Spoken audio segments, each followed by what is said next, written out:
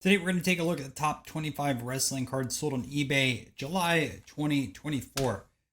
Just some criteria: no duplicate cards, autos and variants are allowed, and also graded and raw cards. Don't have a filter on year. I will apologize in advance. The list that was prepped this video was filtered for mostly vintage, so there's very few modern cards. So in future episodes, there will be more modern cards in here. So I just want to apologize on that side of things. Okay. Up first, we have a 2020 The Rock Gold Refractor. This is numbered 45 of 50 and in a PSA 10, sold for slightly under $500. Up next, we have a 1985 Savage Attack of Randy Savage, also known as the Macho Man. Again, sold slightly under $500. Up next, we have a 1983 Cosmos Minko disc, large. This also looks like it is autographed, confirmed over there, auto authentic, and this one sold for $500. 1987 Bret Hart, famous Canadian wrestler. So my assumption is the OPG Bret Hart cards go for a little bit more premium over the tops ones. And nicknamed the Hitman. This sold for $549. Another 1983 Cosmos. This is the Hulk Hogan that is signed, $599, $100 bump based around the Ric Flair. 1991 Undertaker autograph, sold for $600. Nice and a bold auto. Although it is off the card, you can see at the bottom, so it would not get a 10. Now we have one of those WCW NWO autographs. I believe these are from 1998. Actually, a lot appear on the list. Miss Elizabeth, who I don't believe has a ton of autograph cards out there because she did pass away in the early 2000s. This sold for $672. Also passed away in the early 2000s, Eddie Guerrero, and this one sold for $673. Dan Gable, a gold medal wrestler.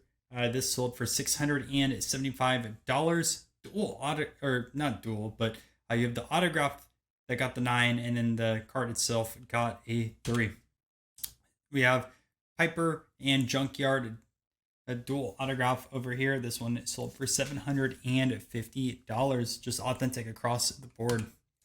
Up next, a 1981 Andre the Giant card out of Japan. This sold for $815. Randy Savage 1987 autograph card, also with Ricky Steamboat on here, and this sold for $850. 1985 Hulk Hogan card got an 8. The auto got a 10. This one sold for $900. Hulk has a bunch of 1985 cards, by the way. Now another from the WCW NWO set, Sting. This one sold for slightly under $1,000. Hollywood Hogan, again from this set. I promise you guys there's a lot this week, or this month I should say. This one sold for slightly under $1,300. 1987 Ric Flair. This is a test run card. Sold for almost $1,300 as well. Although it looks like there is a fingerprint on that autograph there, unfortunately. And I think that's why it got an auto of an 8. That's the first time I've seen an autograph card like that get an 8 grade. I'm not typically sure what they normally get, if that's protocol or not. Rock from 2002 Inkworks is part of the Scorpion movie set. The first time this has been featured on the list here, this sold for $1,345. I'd assume this is probably his second most popular autograph card. Obviously, the first one being in I think it's 1998. I could be a little bit off though, but that's my assumption there. We're in the top 10, by the way. We're at number 8, 1982 Ric Flair autograph. Card graded 4. The auto itself got a 9. This sold for $1,550. Andre the Giant, 8.5 BGS, $1,750. Again, from that classic 82 set. Randy Savage, a 1994 action-packed. This autograph is numbered out of 500. It sold for $1,825. 2002 John Cena. These cards are pretty tough to get in high grade. Funny enough, I found one of these in a bargain bin before, but nowhere near 9.5. I think mine got like a 7. but this one sold for $2,100.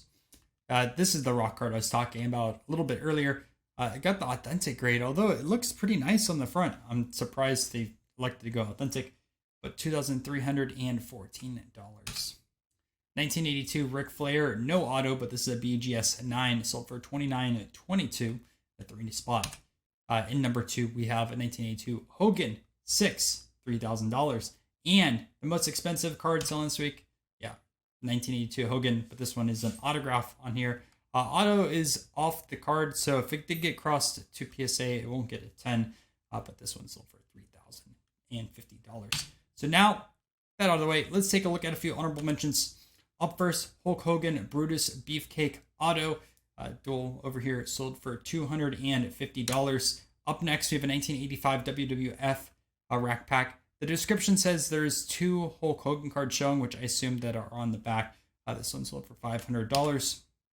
Jake Robert, 4 autographs over here. WWE Hall of Fame Jake the Snake, $510. Andre the Giant, this came as part of the magazine. The full magazine was for sale, and that sold for $2,264. And then you have a 1991 WWF Merlin lot over here with all these cards featured. You can see Hogan on here, Jake the Snake, Roddy Piper, and more. This sold for $660.